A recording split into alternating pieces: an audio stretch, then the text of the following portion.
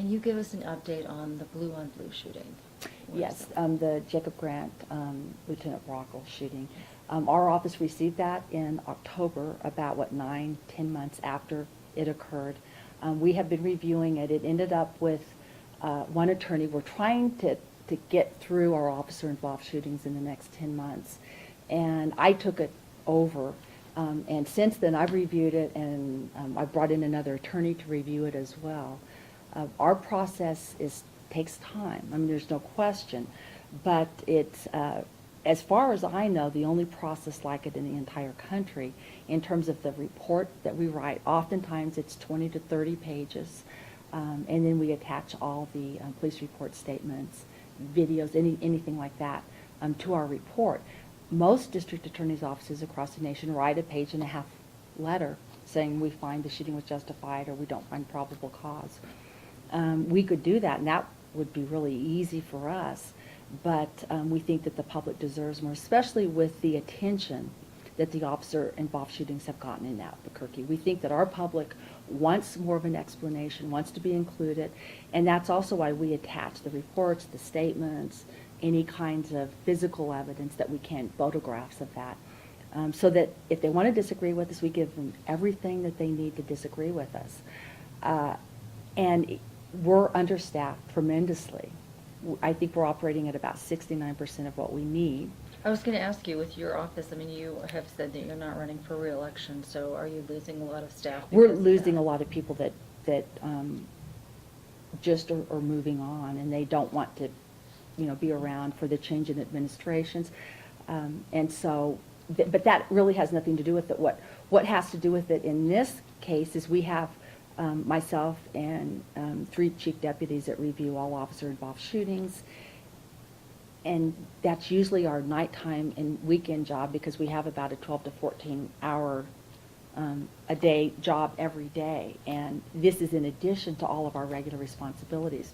What we did do is last week we spoke to an individual. We found some grant money that we had, Southwest border money, and we've asked someone to dedicate all of their time to helping us with officer-involved shootings as well. So hopefully we'll be able to move a little more quickly. So when did that start? You said that started on Monday, and we had been looking for someone for a while and couldn't find, had extended the offer to a number of people who had declined it or couldn't accept it, and we were able to find an individual to do that. Can you tell me who that is? I don't know if do I have his permission to release his name? I think Ken I Flatiger. talked to him about it earlier. Okay, and okay. I just wanted to put him on notice, but Ken Flatiger, he's a deputy that has worked in our juvenile division and has been around for a long time. A deputy? District attorney. Okay, ADA, okay. How many OISs are there still? We that need to be have, reviewed? and I'm going to give you a real general number, approximately 30. And of those, we haven't received reports on a lot of those. It's taking some agencies, 10 months, 11 months to get us the reports. That's a huge part of the delay. Right now, as it stands, we have not, the police department waited almost 10 months before we got the reports. So we can't start working on it before we get the completed investigation. And that's this case specifically. You But all have 30 officer-involved shootings? now some of those, let me qualify that. Some of those are in custody deaths that aren't officer-involved shootings, and some of those we don't have reports yet. So the ones that we don't have reports on, probably we will not be able to get those out. Okay, but what about specifically shootings? Do you know how many? All we can see is 30, approximately 30, and it includes those categories. Okay. Because sometimes in custody deaths, we'll just write a letter saying we've reviewed it, we've looked at it, we believe it's an in custody death, that it had nothing to do with any action taken on the part of any law enforcement officer. So you all handle APD, BCSO, MDC? State police. Okay. Oh, Yeah. BCSO. We would handle State UNM. police, UNM.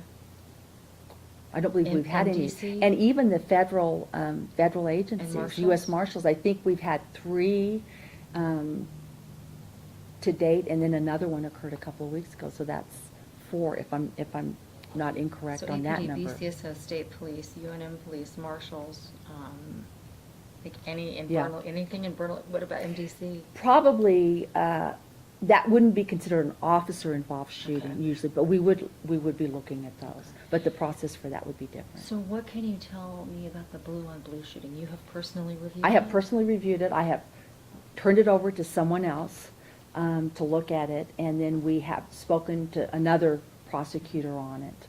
And we will be probably making a decision, I hate to say because then somebody gets sick and someone's in trial, I would say maybe within 4 weeks.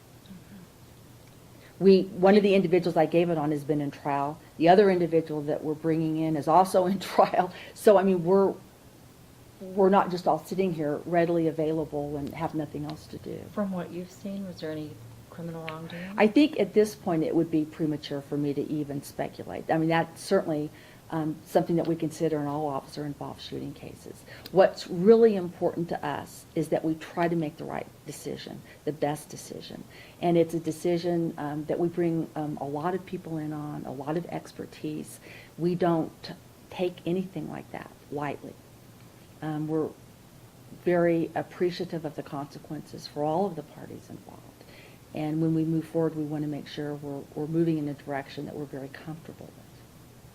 What else? Karen, what else? What about to the critics who've said, this has taken way too long? What do you say to them? I know that there's Well, an editorial in today's paper. and- Right. You know, I think that they don't understand. You know, they criticize the process, it's not thorough enough, then they criticize us because it's not fast enough. And so, you know, what I do is we just keep doing the best job that we can despite what anyone says. I heard today that someone said, you know, you need to take all the time you need to make the right decision. That's the kind of input I'm getting from law enforcement officers. Don't rush this, make the right decision. We don't want you to hurry. We don't want you to be, you know, I'm elected by the people to do what I think is right, not to respond to other people that may have an agenda or to the media or anything like that. My obligation is to the people in Bernalillo County. Okay?